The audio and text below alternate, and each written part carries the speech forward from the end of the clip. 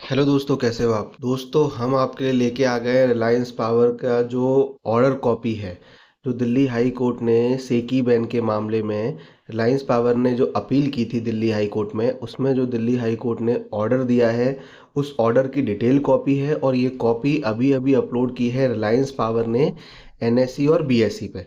तो दोस्तों, ये वीडियो मैं विद प्रूफ विद डॉक्यूमेंट आपको दिखा रहा हूँ कि क्या हुई है, क्या बातचीत हुई, क्या बहस हुई वकीलों के बीच, और अब इसमें कितनी पॉजिटिविटी है कि रिलायंस पावर को हो सकता है उसने जो पॉइंट दिए हैं, जो तर्क दिया है, कि वो इससे बरी हो जाए और शेयर होल्डर्स की फिर से लॉटरी लग जाए। या दोस्तों, अगर आपको कोई भी कंफ्यूजन है, आप शेयर मार्केट में कुछ भी हैं, इस तरीके का जो भी मामला है फ्यूचर के लिए, तो आपको नॉलेज एनहांसमेंट के लिए वीडियो, मेरी रिक्वेस्ट है कि पूरा आपको देखना चाहिए और समझना चाहिए पॉइंट बाय पॉइंट। क्योंकि आप भी आज शेयर मार्केट में हो, कल बिजनेस करोगे, कल कोई और चीज़ करोगे, तो आपको पता होना चाहिए कि क्या लीगलिटीज़ होती हैं। और ऐसे केस पहली बार नहीं आए हैं। जो आप देखोगे इस रिपोर्ट के अंदर, तो आप देखोगे कि ऐसी चीज़ें बहुत बार हो चुकी हैं, ऐसी गलतियां। और उन गलतियों के पीछे कुछ केसेस हुए हैं, उन केसेस को भी रेफरेंस किया गया है इस नोट में। तो आप वो देखिए और पूरा जरूर देखिएगा दोस्तों, आप समझिए, क्योंकि अगर समझ गए आप तो फिर सारी चीज़ें आसान है। कंसेप्ट क्लियर हो गया तो एवरीथिंग इज पॉसिबल। तो दोस्तों, ये देखिए, इन्होंने ये बताया है कि भाई, in continuation to our earlier letter, जो उन्होंने कल दिया था कंपनी के अगेंस्ट एन लगाया था बैन, तो उसकी जो डिटेल्ड कॉपी है ऑर्डर की है, उन्होंने कहा भी था, हमने भी पिछले वीडियो में कहा था कि जैसे डिटेल्ड कॉपी आ जाएगी हम आपको शेयर करेंगे और आपको पूरा डिटेल एक एक चीज़ बताएंगे। उससे आपको बहुत कुछ पता चल जाएगा। तो देखिए दोस्तों, ये डिटेल्ड कॉपी है, आप देख सकते हो, in the High Court of Delhi at New Delhi. तो दोस्तों, आप देख सकते हो, रिलायंस पावर लिमिटेड पिटिशनर था इसमें। रिलायंस पावर ने थ्रू ये वकीलों के नाम हैं, इन वकीलों को हायर किया है, Rajiv Nayyar, mister Akshay Makhija, senior advocate, ये बहुत बड़े बड़े नाम हैं, आप सर्च कर सकते हो नेट पे। और versus solar energy corporation of India. और वहाँ से जो वकील हैं, जिन्होंने रिस्पोंडेंट हैं, जो बबीता कुशवाहा, भारत सेंगल, ये सारे लोग हैं। ऑर्डर क्या हुआ है देखिए, ऑनरेबल जस्टिस तारा विटास्ता गंजू जी ने जो दिया है, जस्टिस साहब ने जो दिया है ऑर्डर, उसको आप देखते हैं हम लोग। सबसे पहला उन्होंने ये दिया है कि allowed subject to the petitioner filing true type copied of the annexes with a period of 3 week, the application stands dispose of. तो उन्होंने स्टे लगा दिया है। अब किस पॉइंट पे क्या कहानी हुई है वो लिखिए। देखिए दोस्तों, थर्ड पॉइंट देखते हो, मैं पढ़ के आपको बता के समझाने की कोशिश करता हूँ। The present petition seeks to challenge a department order dated इतने to as the impugned order issued by the respondent and a public notice dated itne uploaded on the website of the respondent, which has debarred the petitioner from directly or indirectly participating through its subsidiary in any of the following, including tender, bid, document, expression of interest, request of proposal for 3 year। तो ये तो जो उन्होंने बताया था उसके बारे में मांग रहे हैं। दूसरा, the grievance of the petitioner is multifold. तो रिलायंस ने ये कहा है कि भैया, जो हमारे जो पिटिशनर हैं, जो हमारी प्रेयर हैं, जिसके लिए हम आए हैं कोर्ट के पास, वो एक नहीं है, बहुत सारी हैं। तो वो डिटेल में बताते हैं कि in the first instance it is submitted that the issue that arose between was between respondent and the subsidiary company of the petitioner called MS Reliance NUBESS limited. तो दोस्तों, पहला पॉइंट रिलायंस पावर ने बोला कि भाई, पहली बात तो ये जो पूरा मामला है, ये रिलायंस पावर की एक सब्सिडरी है, एनयूबीईएसएस और सेकी के बीच में है। ये कोर्ट को इन्होंने अवगत कराया। फिर इन्होंने कहा कि जो learned senior counsel for the petitioner submits that, मतलब जो रिलायंस पावर के वकील सारे लोग थे, उन्होंने सबमिट किया, submits that not only was no so cause notice issued to the petitioner prior to impugned order and no fair hearing has been taken place, it is thus contended that the impugned order is not in conformity with the settled legal principle as laid down by the Supreme Court.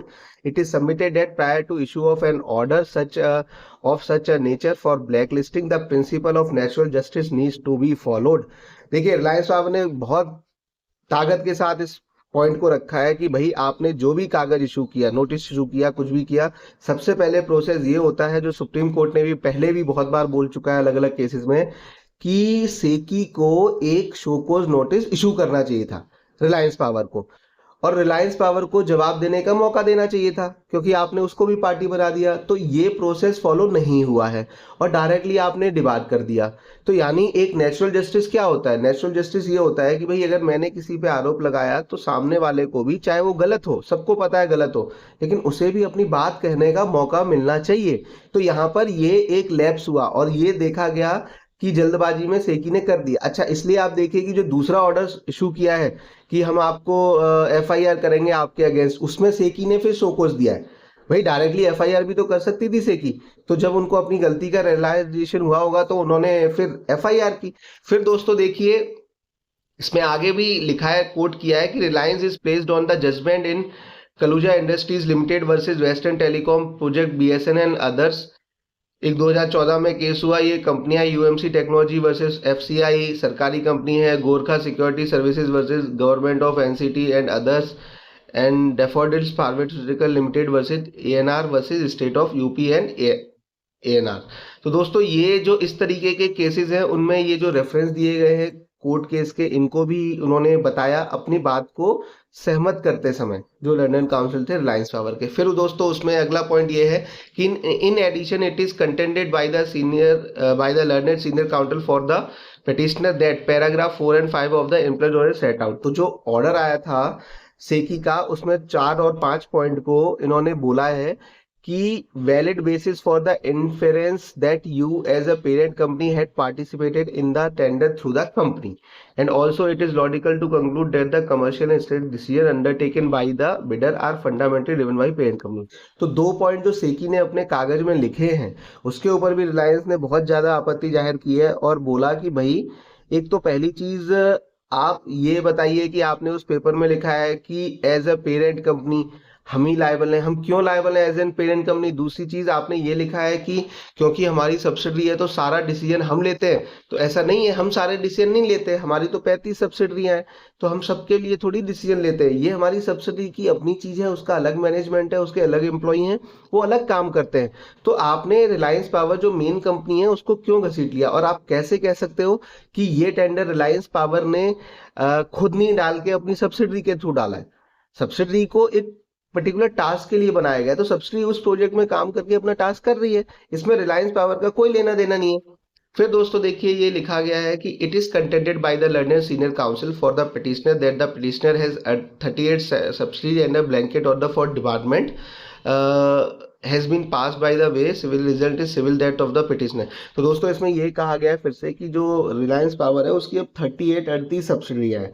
अब आपने एक subsidy की गलती की सजा बाकी 37 और main company को दे दी है। आपने उनको एक सिविल डेथ की तरह मार दिया, उनका कैरियर खत्म कर दिया, उन कंपनियों को आगे बढ़ने से रोक दिया, ऐसा कहा गया है। और इसके लिए भी इन्होंने जो सुप्रीम कोर्ट में जो केसेस थे उनको कोर्ट किया है, Blue Dreams Advertising Private versus Kolkata Municipal Corporation. तो इस तरीके की चीजें इन्होंने बताई हैं।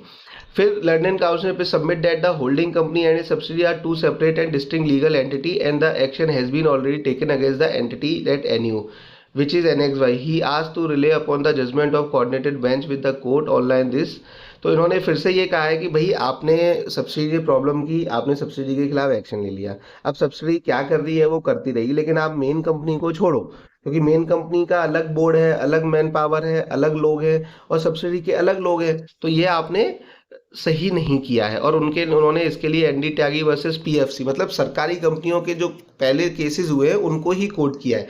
तो ये बहुत दमदार केस रिलायंस पावर ने बना दिया है। उसके बाद देखिए दोस्तों, London counsel petition clarified that the petition seeks no relief with respect to. तो उन्होंने ये भी कह दिया कि भैया जो रिलायंस एनयू के साथ जो करना है आप करो, उसको आपने रखा है, उसने एफआईआर की है, वो चलेगा कोर्ट में केस, लेकिन आप तुरंत जो रिलायंस पावर है उसको और उसकी बाकी सब्सिडियों को इससे हटाइए लिस्ट से, ऐसा इन्होंने रिक्वायरमेंट किया है।